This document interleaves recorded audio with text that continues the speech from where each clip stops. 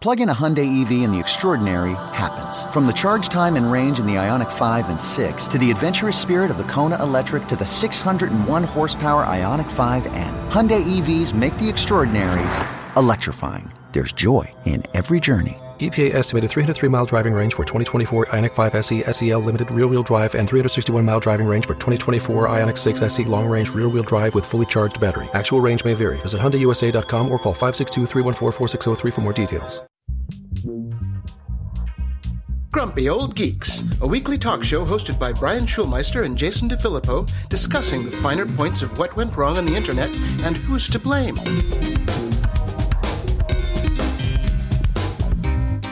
Welcome to Grumpy Old Geeks. I'm Jason DeFilippo. And I'm Brian Schulmeister. Happy 4th of July, turncoat Canadian traitorous smart guy. Still an American citizen, but yeah, smart guy. I was listening to NPR this morning. It is the 248th birthday of the United States of America, and probably its last. Oh, come on. We've been through a lot worse. We shall see. Anyways, we won't get into it because then we'll just get angry emails.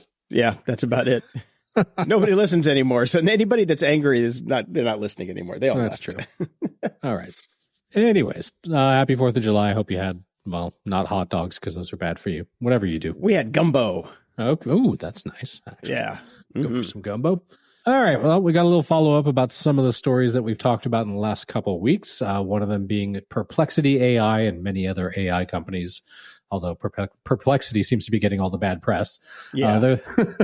About them just basically scraping websites without consent and ignoring the robots.txt file, which is optional anyways. But of course, we knew they were all doing this, but they're trying to pretend that they aren't. Well, Amazon is now weighing into the fray. Amazon Web Services is reportedly looking into allegations that Perplexity is using a crawler which is hosted on its servers that ignores the robot exclusion protocol. So that would, not be good. It's probably against some sort of terms of service of theirs. Perplexity spokesperson Sarah Platnick told Wired that the company had already responded to Amazon's inquiries and denied that its crawlers are bypassing the robot's exclusion protocol. She then, within the space of about 2 minutes, said that, well, actually, kind of. Well, I suppose it'll ignore robots.txt when a user includes a specific URL in their chatbot inquiry. So therefore, yes, it is ignoring robots. Yeah. Okay. So, anyways, basically they're lying about it and Amazon's kind of pissed. So we'll see what happens out of that. Probably nothing. So, yeah. They also say they use third-party web crawlers. Okay. Yep. So that's one way to get around it, even though you're breaking the rule anyways. So yeah lots of ways around that particular worm. The Pornhub leaving Texas, and they're going. That's where they kind of like really started. It's ground zero right now. It'll be the main battleground for a case about porn websites that is now headed to the Supreme Court. Woo! Oh, they're on such a roll. They're on a roll right now. Yeah. So let's give king-like powers and take away our porn. That seems to be the thing that we're doing now. Although we like the Huaktua girl. So. I didn't even think that was very funny. I don't know. I don't understand why things go viral, but the only thing I can figure out is we keep hearing that Gen Z and millennials aren't having a lot of sex, so this is very novel to them. Yeah, they're like, "What's that? What's she spitting on? I don't know." Let me Google it. Yes. Oh, I can't look it up in my state. Never mind. Yeah. So anyways, it's going to the Supreme Court through Texas, and we'll see what happens. So, this is all weird. It's just, I don't get it. It's like, how are you going to, anyways, we talked about all that last week. Let's just follow up on it anyways. Yeah. More follow up on the political AI robocalls. If you'll recall that there was an AI robocall that basically tried to fake Biden's voice. Not terribly difficult these days if you saw the debate. Nope. Just whisper. But anyways, they did this pre all that, and they basically tried to get people to not go to the polls, and everybody kind of said, hang on a second, you can't possibly do that. You can't do that. No, we got to stop that. So FCC Chairwoman Jessica Rosenworcel has drafted a series of letters to 9 major telecom companies, including AT&T and Comcast, because they can't enforce anything or don't know how to look into it. So they're basically just asking, are you guys doing anything about this? Okay. Yeah. Speak softly and not even have a stick. Yeah. And speaking of the Supreme Court and regulatory, it doesn't matter now. You can have as many acronyms as you want for your name. You're not going to be able to do anything. So Yep. Whatever. That one guy did get fined like $3 million, I think, for the Joe Biden calls.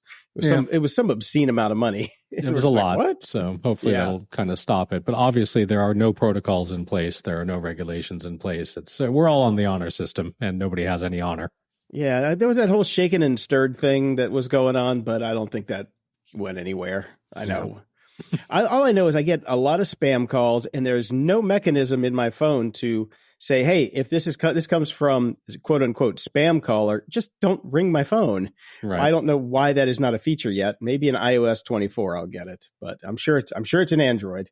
But anyway, in You're Doing It Wrong news, a new labor regulation that in Greece has sparked a little controversy by introducing a 6-day work week for some businesses. Yeah. The regulation effective July 1st extends the traditional 40-hour work week to 48 hours. And here's a little quote. The law applies to private sector workers in certain industrial and manufacturing sectors, or to those who work in a business that operates continuous shifts 24 hours a day, 7 days a week, with some exceptions. And it would be allowed only in, quote, in exceptional circumstances, like an unexpectedly increased workload or lots of business, I guess. Business. Yes. Yeah. I love this. Critics, including labor unions and political analysts, argue it's a step backward for Greek workers who already have the longest working hours in the EU because they worked an average of 1,886 hours in 2022, surpassing the US and EU averages. Wow. That's a lot. Yeah. Some experts highlight the contradiction of this policy against the global trend of adopting shorter work weeks.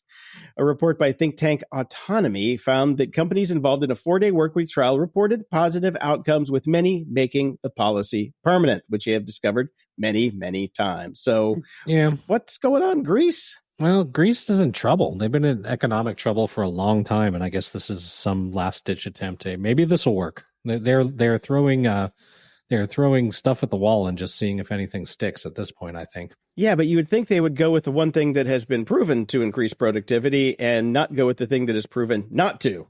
So I guess when it comes to factory work and you're putting shit together, 48 hours is better than 32. Yes, so, I suppose it is. Yeah. Well, good thing we don't live there. Yeah, definitely. We missed this part last week when we talked about MTV.com being shut down. ComedyCentral.com has also shut down its vast archive of late-night videos, including every episode of The Daily Show since 1999 and the entire run of The Colbert Report. Let me guess where those might be. Well, you would think that they're on Paramount Plus because the site now directs visitors to watch Comedy Central through Paramount Plus. However, older episodes of The Daily Show and The Colbert Report are not available on Paramount Plus. You can get some on YouTube, like everybody else. I'm sure they'll eventually make their way to a paywall to Paramount Plus if the demand is actually there. The question is the demand there? Yeah, that's true. That's true. I mean, The Daily Show doesn't really have legs after a week, Well, I mean, I was even just thinking about that with, with the reason we talked about this last week was MTV and losing all those archives. I was thinking like, okay, but when's the last time I went back and looked at anything from MTV in the 90s? No, I haven't. So there's no demand for it, really. So why host it? I mean, I hope it's stored somewhere. I hope it's not lost forever. I'm sure it's somewhere. It's their IP. They should just ship it off to the Internet Archive and let those guys deal with it. They're doing a bang up job. Oh, yeah. In the news,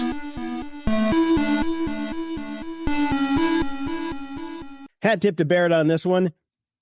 A teenage tech whiz known as God's Influencer is set to become the first millennial saint. Oh, great.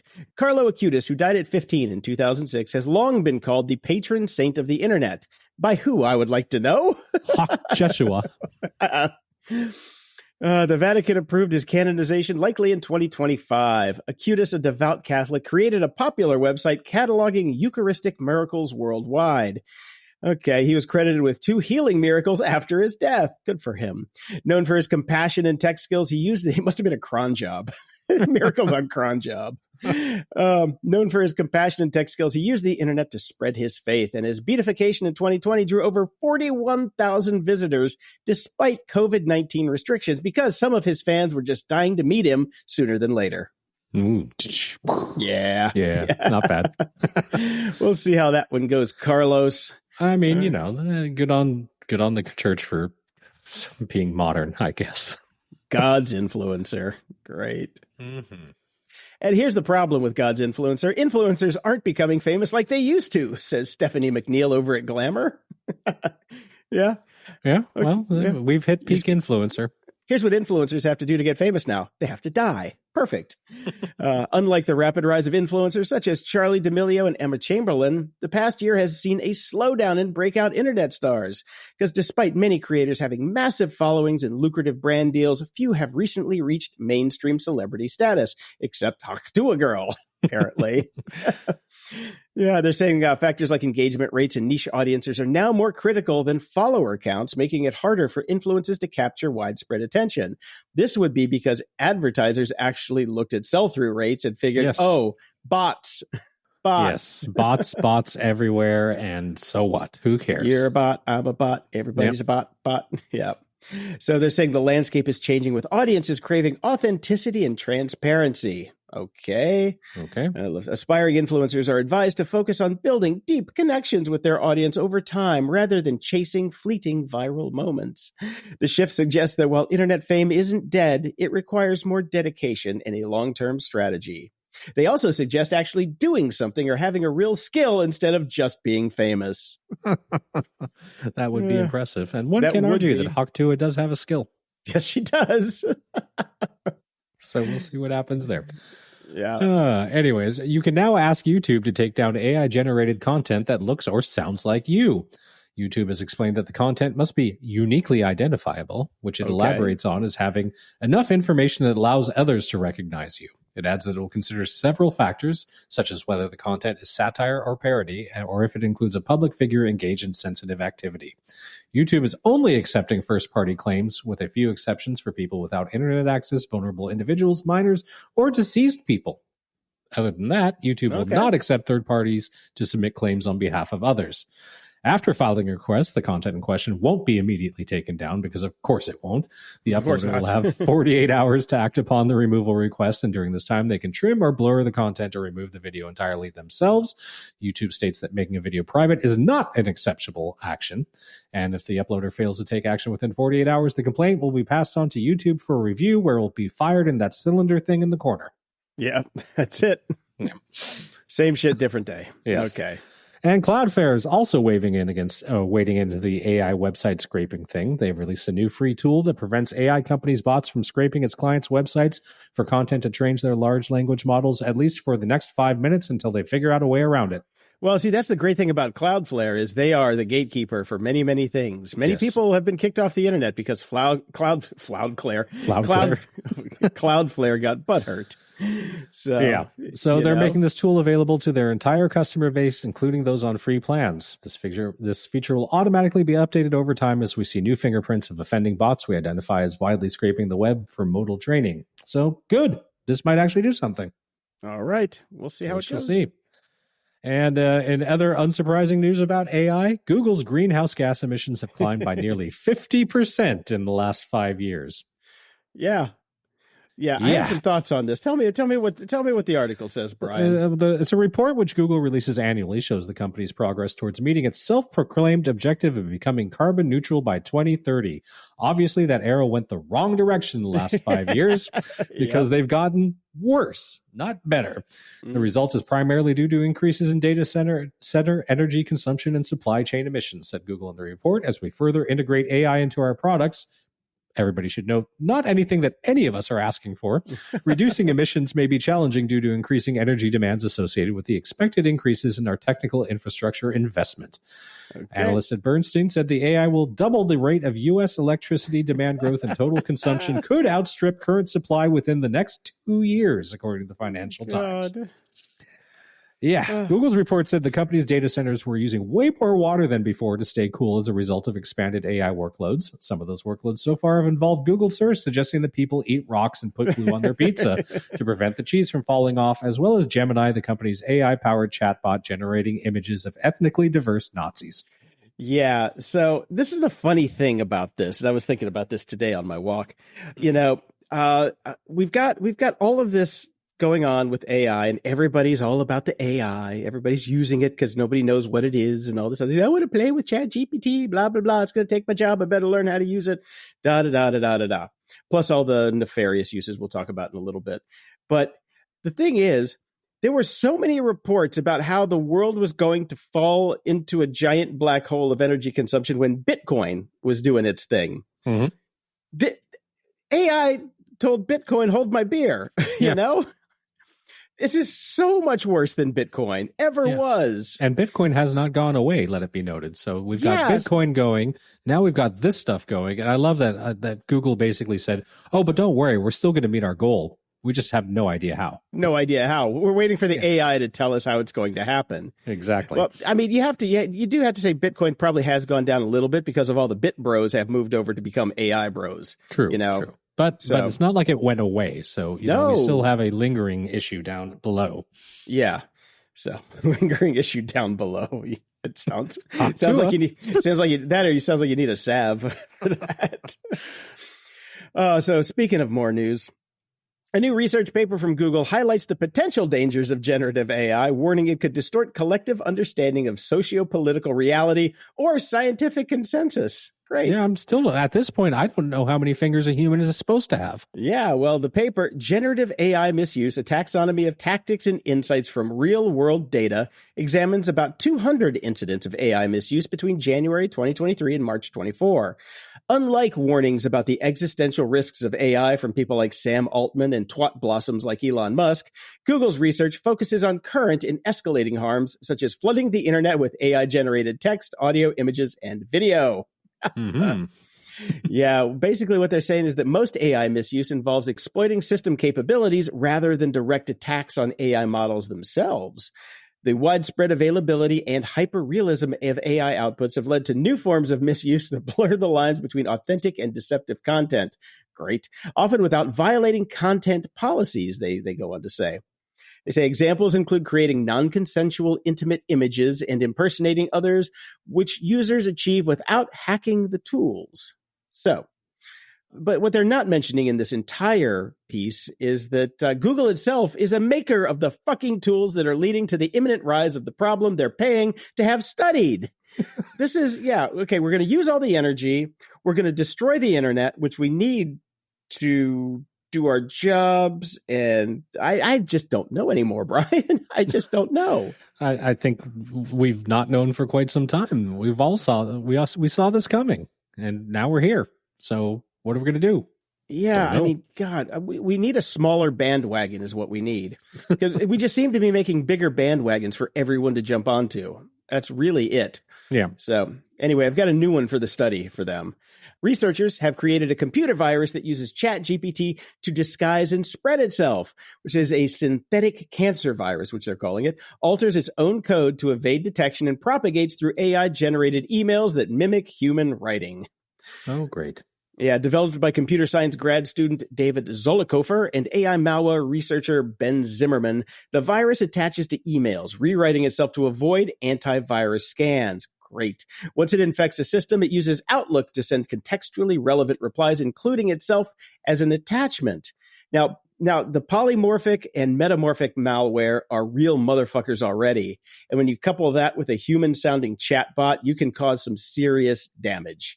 Yeah. Because there's no fingerprints for these things. So they're going to, hey, but who needed power and water anyway? Because now we got this. We got that. Yeah. And getting back to the bit bros, the U.S. Treasury has finalized crypto rules to prevent tax evasion. So people who own and sell cryptocurrency have always had to pay tax on their earnings, but it was so complicated and nobody really knew what they had to do. And so let's be honest, frankly, a lot of people didn't bother. A new rule finalized by the U.S. Treasury Department can ensure that they're paying the proper amount of their sales. The new rule will require cryptocurrency platforms like exchanges and payment processors to report their users' transactions to the IRS, just like a real bank. Yeah.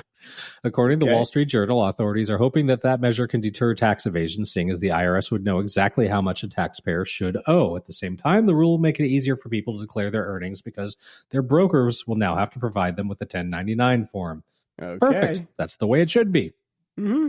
Yep. Okay. Thanks for getting around to it eventually, guys. Took them long enough. Them long enough, and I'm sure that will be probably overturned very soon. Now who's the negative one?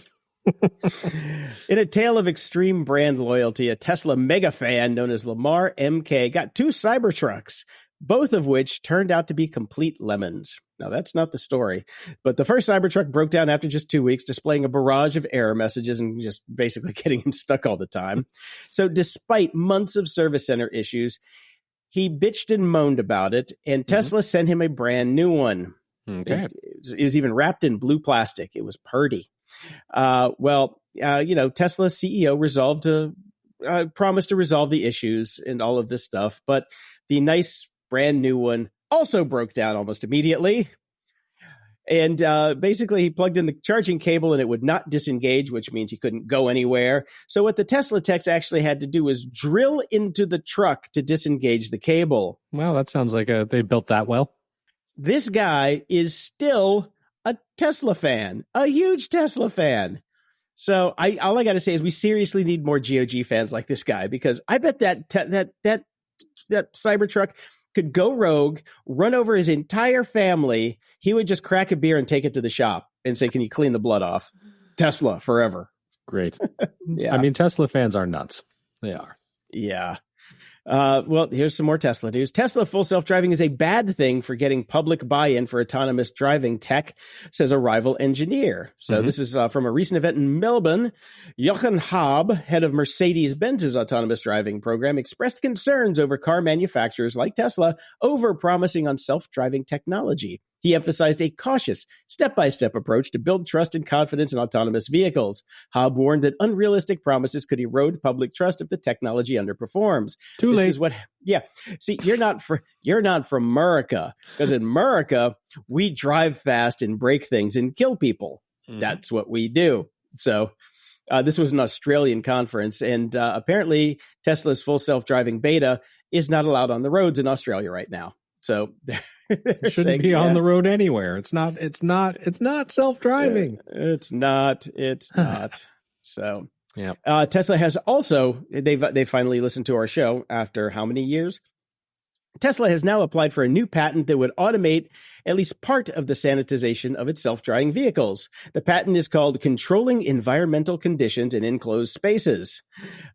Here's the problem it's solving. Shared spaces present advantages in cost efficiency and environmental sustainability.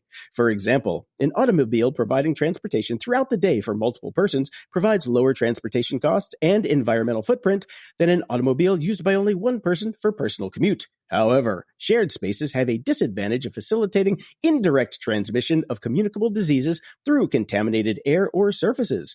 Current means for sanitizing shared spaces, for example, manually wiping touch surfaces using disinfectant wipes, can be time-consuming, laborious, and lead to unsatisfactory sanitation conditions. Additionally, such manually implemented activities may not be easily verifiable. So they're going to just, have some Lysol sprays that fits every time you get out of the car. Well, if their full self-sanitizing works as well as their full self-driving, I expect to be sitting in shit. I know. Would you like some poo with your commute? Seriously, though, when I'm reading this press release, or the thing that you just read, I guess it's a press release or something like that. This is Silicon Valley bros. What you're describing is public transport. You're describing a fucking bus. Yeah. We've got those. Yeah, okay. We do. Anyways, yes, multiple persons being transported by a vehicle. Never heard of that before. Imagine that. Yeah, taxis. We didn't have those before. Yep. Jesus.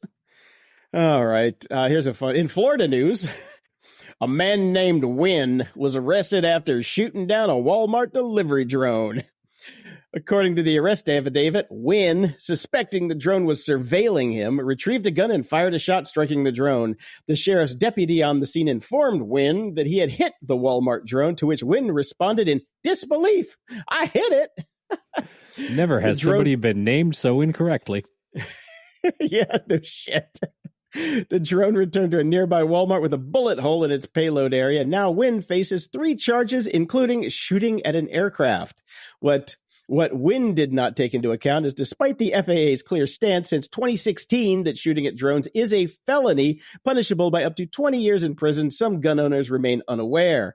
The FAA recently allowed drones to fly beyond the operator's line of sight, increasing their use for commercial deliveries. Now in California, when I took my gun ownership test that you have to take before they will give you a gun, They specifically say, are you allowed to fire your gun in the air for celebratory or any other purposes? The answer is no. So firing a gun in the air, I don't care what you're firing at, is not legal. So yeah, but this is Florida. That's true. That's Florida is its own strange beast. Yes, it is. But you got to be able to shoot those flying crocodiles, Jason. Seriously. Hey, man, you get enough moonshine in you, those crocodiles do fly. Trust me on that one. Well, I hope Wynn wins his case. Oh, man. Some space news. 2 astronauts are still stuck on the International Space Station due to problems with Boeing's Starliner capsule. Despite initial troubles, NASA commends Boeing for safely delivering the astronauts Butch Wilmore and Sonny Williams. Look, I know, hey, man, you made it there, all right? The door didn't fall off. Well done. Yeah, seriously. Initially planned for 10 days, the mission now has no end in sight. Issues began with helium leaks before liftoff and worsened with more leaks and docking troubles upon arrival at the ISS. NASA's Steve Stitch mentioned that the mission might extend up to 90 days, much longer than the original plan. But while Starliner can technically stay in orbit for up to 210 days, the indefinite extension highlights significant challenges. Despite the chaos, the capsule remains intact. Now, Brian, at least it didn't explode. Seems to be engineering's high bar and all it takes to ship a vehicle nowadays. So, but that's it. At least it didn't explode. At least it would have been much cooler if they launched Butch and Sundance instead. So, but we do have Sunny. Sunny's close enough to Sundance, I guess. That's close. It's very close. And I mean, I figure if they can't get him down, didn't SpaceX just get the the gig to actually bring the ISS down and crash into the ocean? They'll make it down eventually. You just fly up some parachutes and say, when you get to this point, jump. Yeah, exactly. Yeah, the guy from Red Bull did it, They can do it. Why not? I don't think we can hitch a ride with the Russians anymore. I think that's probably out of the picture. I think so.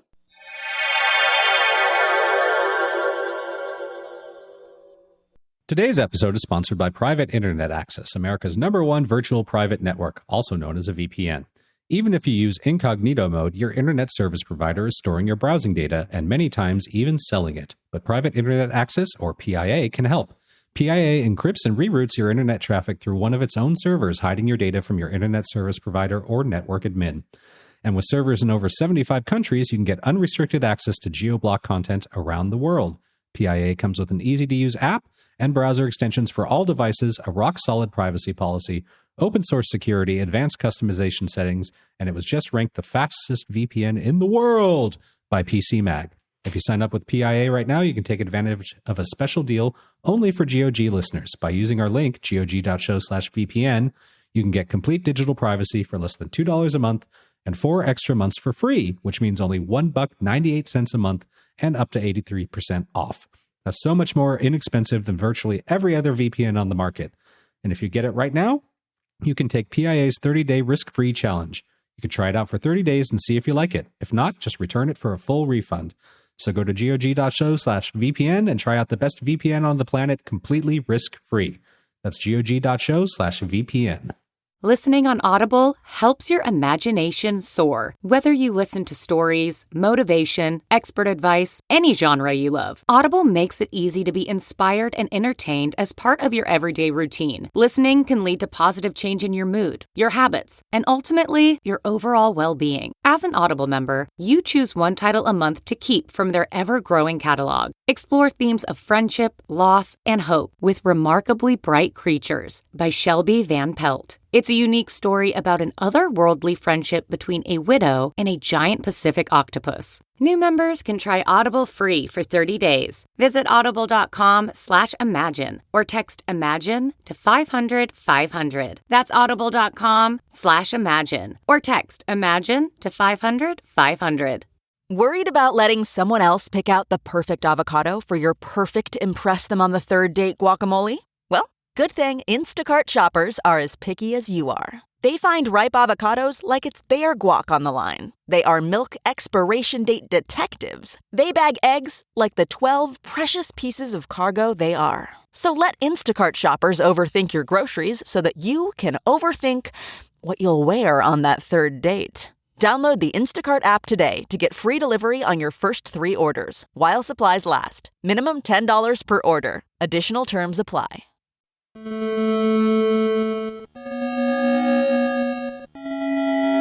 Media Candy. Well, it is summer vacation, which means need things to do with the kid. Went to the theater, saw Inside Out 2. You and everybody else on the planet. Pretty much, yeah. And it was phenomenal. Great movie. I love the first one. I love this one. You know what you're getting. Good, solid family entertainment. Very funny, clever, smart, great soundtrack. No complaints. All right. Well, you should see them, Jason. I think you'd like them. I started to watch the first one and I fell asleep, so maybe I'll get to it again. There you go. And I watched I Am Celine Dion. Why? Well, did they make you do that when you moved to Canada? No.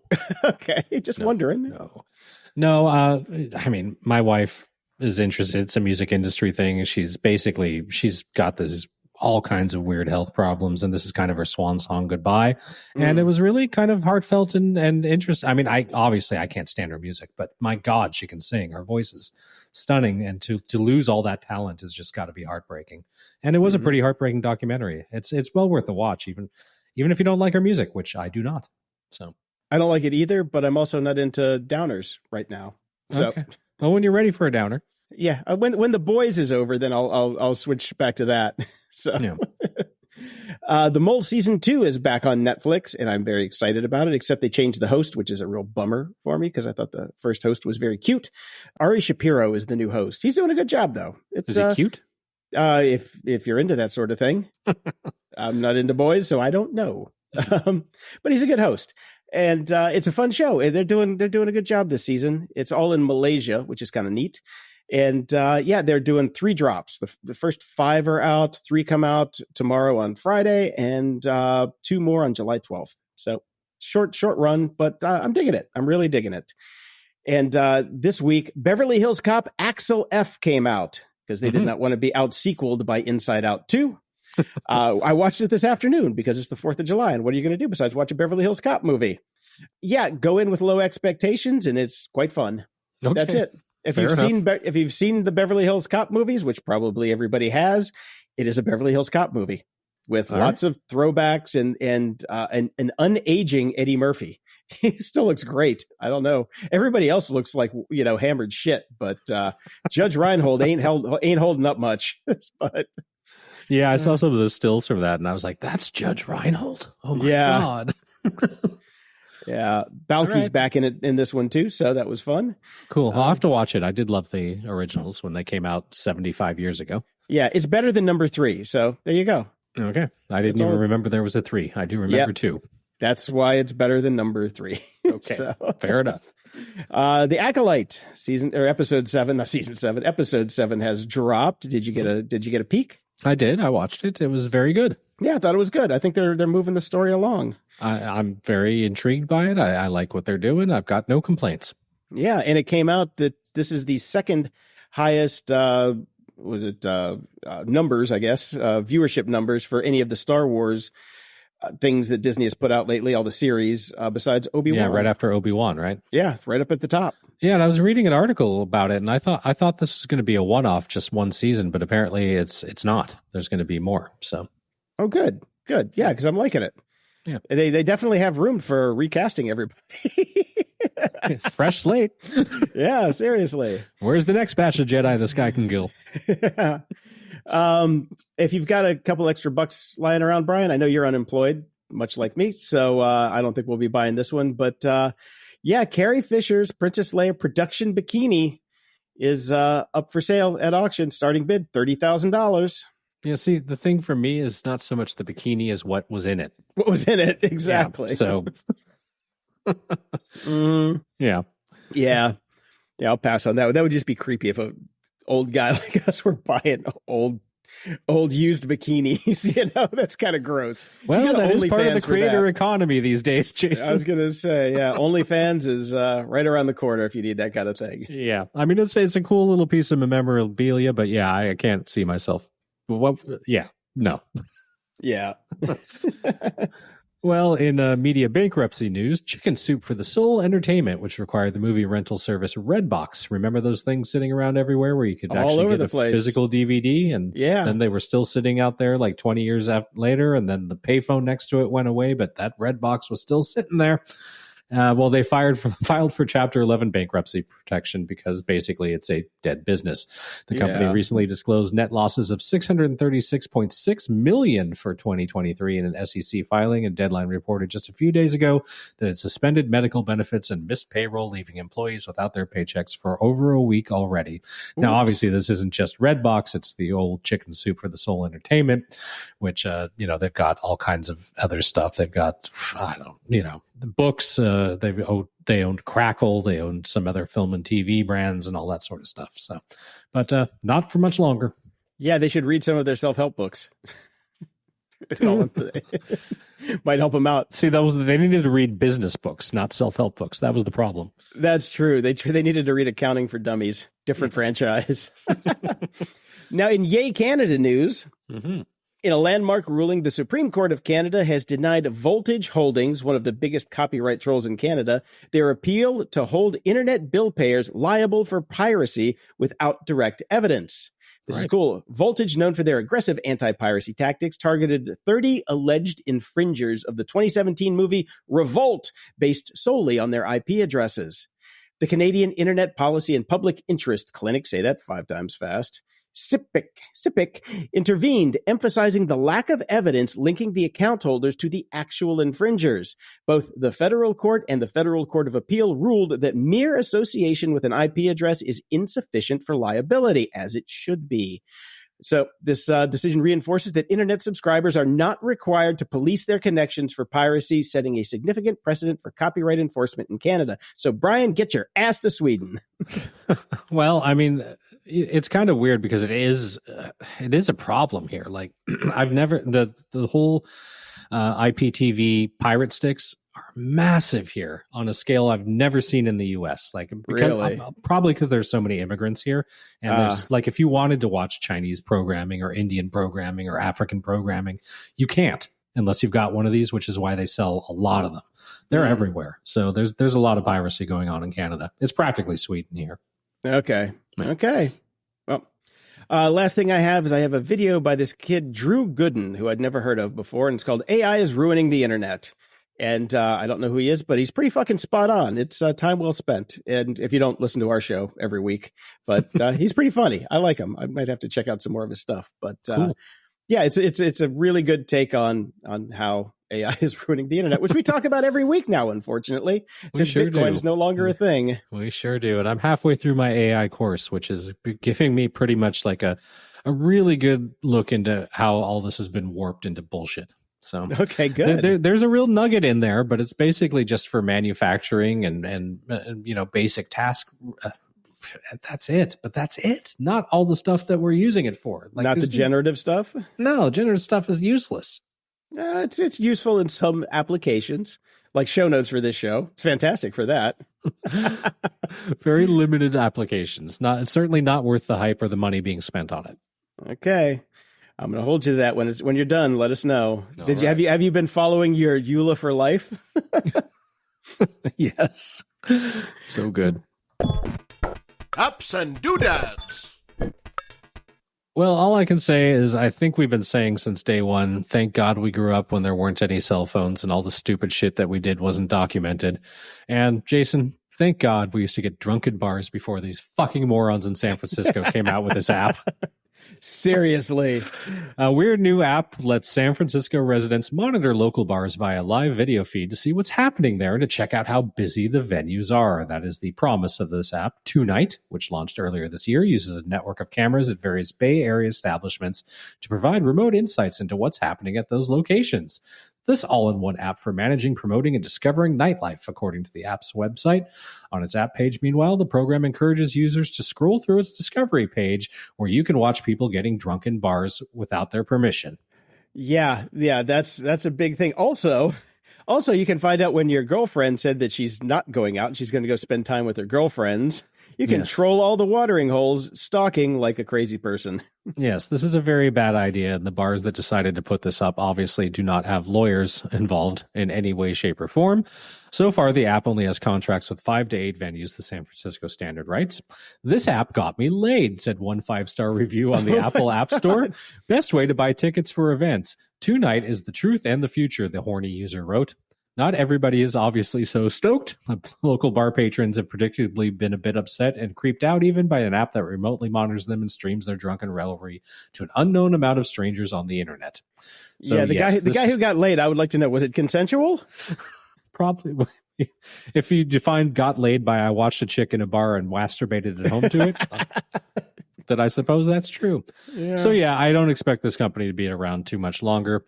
They have told people that they've just introduced live stream blurring to anonymize the feeds and keep individual partygoers from being identified. Yeah, I was wondering if they were going to do that but you can still find people based on what they're wearing. Exactly. Yeah, if you know the people, you know who's there, you know? Yep. Yeah, like, oh, that black blur in the corner over there. Yep, that's Brian. That's me in the spotlight. I'm a fan of the Open Dyslexic font. I've talked about it on the show many times, and I'm looking at the show notes right now using the Open Dyslexic font. One of the big problems I always had was I could never get it working on my iPad for many things until I just found this new app called Open Dyslexic for iOS, which is a very easy way to get the font installed on your iOS or phone. It is free, and go download now. There's a link in the show notes. All right. Yep. And I don't know why I started getting back into video games a little bit, and I started playing Diablo 4 again. All right. Great game. I love it. I'm only playing single player now because I get rid of all my multiplayer crap. I just want to play a game by myself, enjoy it, not have to worry about little shits running around calling me names because I'm old and slow. Which I am. It's okay. I'm used to it now. But it is a great little game. It's actually not a little game. It is massive. I've been playing it for like 20 hours total, I think, so far, and I'm like only 18% through. I don't know if that's because I'm slow, but I'm playing it on entertainment mode, which means like you can go into the big boss battles and always win. So it's kind of fun that way. The last game I played was Quake. And that was with you and Dave Riegler calling me you little shits calling me slow. So yeah, that was it. That was a long time ago. Speaking of a long time ago, Japan's government has finally said goodbye to floppy disks. Woo. Japan's digital agency announced on Wednesday it had read its use of outdated floppy disks to operate its government computer systems. The only system still in place that requires the use of floppy disks is an environmental system that monitors vehicle recycling. Digital Minister Taro Kono's agency started its crusade against 90s-era computer technology in 2022, shortly after he was appointed to the digital agency. Around 1,900 of Japan's government procedures used floppy disks and other outdated technologies such as fax machines, CDs, and mini disks. All right. Well, they made them. They want to get as much use out of them as they can, you know? That's true. He famously declared a war on floppy disks to his 2.5 million followers on X, and now he has declared in a statement to a news agency, "We have won the war on floppy disks as of June 28th. Yeah, of course, they weren't the only people using them. The U.S. military was still using 8-inch floppy disks to operate its strategic automated command and control system, a 1970s computer system that likes to play a game, that received nuclear launch codes and sent emergency messages to military centers and field sources. Now, I know it's a bit of an urban myth that this is still in place. I do want to correct that here to anybody that thinks so. They did finally phase it out in 2019. This should last a long time, so... Oh, God. Okay, well, I've been talking about ChatGPT's Mac app the last couple of shows. I got it, installed it. It was great. Loved it. Well, OpenAI recently addressed a security issue in its ChatGPT macOS app that allowed chats to be easily accessed in plain text on a user's computer. So here's the long and the short of it. Basically, they were storing everything that you did in plain text in the app storage field, because it's not a Mac app store where it's sandboxed. You download it yourself, and so it doesn't have all the same rules. They have released a patch for it very quickly. And I just decided I did not have the auto update box checked, so I had to manually update the app. So if you're running it, go check it. Just grab the latest. It's fast update. Because after that last loopback issue that I had talked about on the show last week, I don't have any apps set to auto update anymore. Ever. My Mac tells me every time I boot up that there's a new version of Loopback. Would I like to install it? And I say, fuck no. No, absolutely not. Closing shout outs. Over at Patreon, we've got John and Kevin. Welcome. All right. Thank you. Over at PayPal, we've got Judge, Simon, Nicola, Thomas, Levy, and Jonathan. Woohoo! Over at the tip jar, we've got Adam, Matthew, and Sarah. And just remember, if you want to sign up for a minimum of $3 a month, you can sign up for more if you want over at patreon.com/GOG. You get the show a little bit early, ad-free, and in high definition. Boom, boom, boom. All right. Quick, short show. Not a lot of news. It's a holiday week. What do you want? It's a holiday week. I am sweating my ass off out here in the garage because it was 100 degrees today, and I don't have air conditioning out here. So I'm going to go pass out now, just like Cool Hand Luke in the sweatbox. So all right. Until next time, I'm Jason DeFilippo. And I'm Brian Schulmeister. Thanks for tuning in to Grumpy Old Geeks. Dive into the show notes and all the links from today's episode at gog.show/655. Feeling generous? Keep this top-notch entertainment rolling by dropping us a few bucks at gog.show/donate. Every bit helps. Spread the grumpiness. There's a share button in every podcast player out there. Use it to share the show with friends, foes, and everyone in between, and we'll be forever grateful. Head over to gog.show to find the link to our Discord channel and chat with us and other fans. Got something to say? Send your feedback, comments, or awesome links to gog.show/contact. And show us some love. Leave a review at gog.show/review. A 5-star rating might just get your review read on the air. And a quick note to everybody out there that's listening, statistically, year by year, there's a very good chance that about 500 to 600 Americans are spending their last night with all 10 digits.